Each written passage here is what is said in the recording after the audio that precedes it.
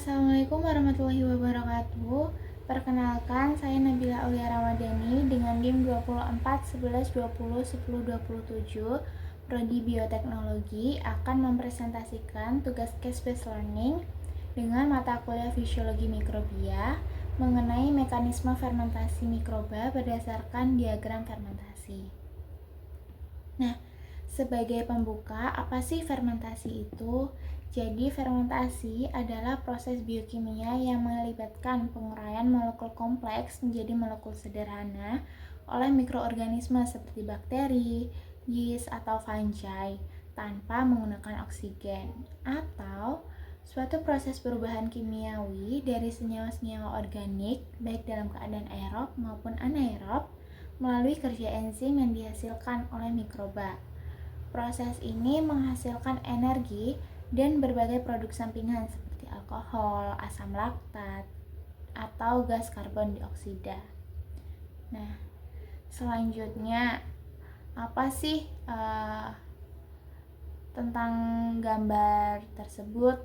Nah, gambar tersebut atau diagram di atas itu menjelaskan tentang jalur-jalur fermentasi pada mikroorganisme. Bagaimana mikroba mengubah glukosa menjadi berbagai produk metabolit seperti asam, alkohol, dan gas tergantung pada kondisi dan jenis mikroorganismenya. Setiap area menunjukkan jalur fermentasi yang berbeda, tapi semuanya berawal dari satu titik yang sama, yakni glikolisis, pemecahan glukosa jadi pirufat. Pada area 1, jalur glikolisis utama atau EMP pathway, tempat pembentukan ATP dari glukosa. Di area 2, jalur ini tuh jalur turunan pirufat, menghasilkan produk seperti etanol, asetoin, dan butanol. Sedangkan di area 3 dan 4 ini tuh jalur asetil-CoA dan butirat, penting dalam pembentukan asam lemak dan bioplastik. Selanjutnya area 5 dan 6 ini tuh jalur dekarboksilat dan propionat yang berperan dalam daur ulang karbon dan redox balance. Jadi, diagram tadi menjelaskan bagaimana mikroba mengubah glukosa menjadi berbagai hasil fermentasi lewat jalur metabolik yang berbeda kayak etanol, asam laktat, asam butirat, aseton, suksinat, propionat, dan lain sebagainya. Jadi, waktu mikroba hidup di tempat yang gak ada oksigen, mereka tuh tetap butuh energi buat bertahan hidup. Nah, mereka ngambil energi dari gula lewat proses fermentasi. Tapi, hasil akhirnya beda-beda tergantung jenis mikroba dan kondisi lingkungannya. Nah, selanjutnya, jalur mana sih yang digunain mikroba, EMP, ED, atau bahkan mungkin keduanya? Nah, dalam fermentasi glukosa, mikroorganisme tuh dapat gunain dua jalur ini, EMP dan ED. Nah, di jalur EMP ini tuh umum banget digunain sama mikroba fermentatif kayak Lactobacillus, Clostridium, dan Saccharomyces. Nah, di jalur EMP ini tuh menghasilkan 2 ATP per glukosa dan menghasilkan pirufat sebagai produk akhirnya. Nah, sedangkan di jalur ED ini tuh biasa digunain oleh beberapa bakteri tertentu kayak Pseudomonas, Zymomonas mobilis gitu. Nah, di jalur EED ini itu tuh menghasilkan energi yang lebih sedikit, yakni 1 ATP per glukosa.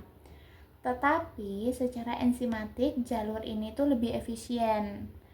Namun, beberapa mikroba juga dapat mengkombinasikan keduanya, tergantung dengan kondisi lingkungan, pH dan ketersediaan oksigennya.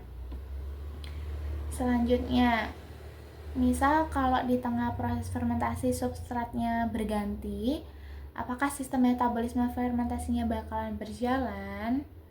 Jadi, apabila substrat di tengah proses fermentasinya itu diubah atau diganti, maka mikroba akan menyesuaikan sistem metabolismenya. Nah, respon umum yang bakalan terjadi saat pergantian substrat ini tuh ada fase lag atau adaptasi, regulasi jangka pendek, regulasi jangka panjang, perubahan aliran karbon, dampak redoks dan energi, serta interaksi komunitas. Nah, pada fase lag atau adaptasi ini tuh mikroba perlu waktu untuk mengekspresikan enzim baru yang diperlukan untuk memecah substrat yang baru. Pada fase ini pertumbuhan akan melambat, sementara regulasi gen tetap berjalan. Nah, selanjutnya di regulasi jangka pendek ini tuh perubahan terjadi secara cepat, akumulasi atau penurunan metabolit mengatur aktivitas enzim secara langsung. Nah, terus di regulasi jangka panjang, ini tuh aktivitas gen untuk enzim degradasi substrat baru atau induksi. Nah, selanjutnya ada perubahan aliran karbon. Nah, sebagai contoh, misal substrat diganti dari glukosa ke laktat, maka pirufat atau PEP pool berubah dan jalur propionat atau suksinat bisa meningkat. Nah, selanjutnya dampak redoks dan energi. Pada respon ini, substrat baru mengubah rasio NADH atau NADH+ dan ketersediaan ATP. Nah, ketersediaan ATP ini tuh memaksa sel memilih jalur yang menyeimbangkan redoks. Nah, selanjutnya respon yang terakhir yakni interaksi komunitas. Pada respon ini, beberapa spesies mungkin mati atau populasinya menurun karena tidak bisa beradaptasi. Sementara spesies lain yang bisa memanfaatkan substrat baru, populasinya tuh bakalan meningkat dan mengubah komposisi komunitas dan produk akhir secara keseluruhan. Selanjutnya area 2. Nah, di area 2 ini tuh pirufat dari area 1 diubah jadi etanol, butanol, asetoin, dan sejenisnya. Prosesnya juga ngebantu menyeimbangin kondisi dalam sel supaya reaksi lain bisa lanjut. Nah, di area 2 ini atau jalur 2 ini tuh bisa dipakai untuk bikin alkohol atau bioetanol atau butanol buat bahan bakar dan pelarut. Nah, selanjutnya di area 3.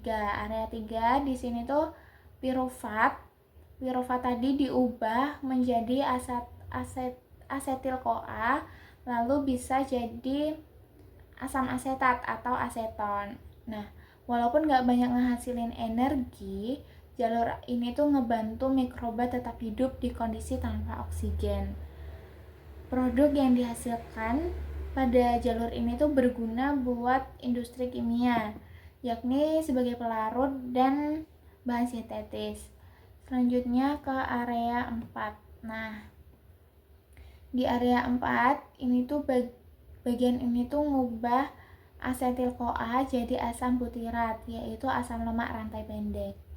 Prosesnya menghasilkan sedikit energi tambahan dan ngebantu ngejaga keseimbangan kimia di dalam sel. Produk yang dihasilkan oleh area 4 ini tuh penting karena bisa jadi bahan buat bioplastik atau bioenergi. Selanjutnya ke area 5. Nah, area ini tuh area yang paling dikenal karena ngehasilin asam laktat dan asam propionat. Nah, pada area 5 ini, pirufat diubah menjadi asam laktat untuk menyeimbangkan kondisi redoks biar reaksi tetap jalan. Nah, beberapa mikroba juga bisa ngubah laktat atau suksina jadi propionat. Nah, jalur ini tuh banyak banget dipakai dalam industri makanan karena asam-asam ini tadi bisa ngatur pH dan ngawetin produk. Terus selanjutnya ke area 6.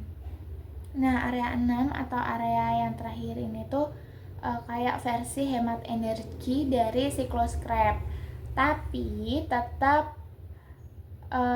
jalan di kondisi tanpa oksigen. Nah, di area 6 ini atau di jalur ini tuh glukosa dapat diubah jadi asam suksinat, kadang juga propionat. Nah, selain buat energi, jalur ini juga nangkap CO2 atau karbon dioksida buat diubah menjadi senyawa organik. Selain jalur ini tuh penting buat industri kimia karena ramah lingkungan, hasilnya kan bisa dijadiin hasil apa ya, hasil ramah lingkungan, hasilnya itu bisa dijadiin bahan resin atau pelarut alami.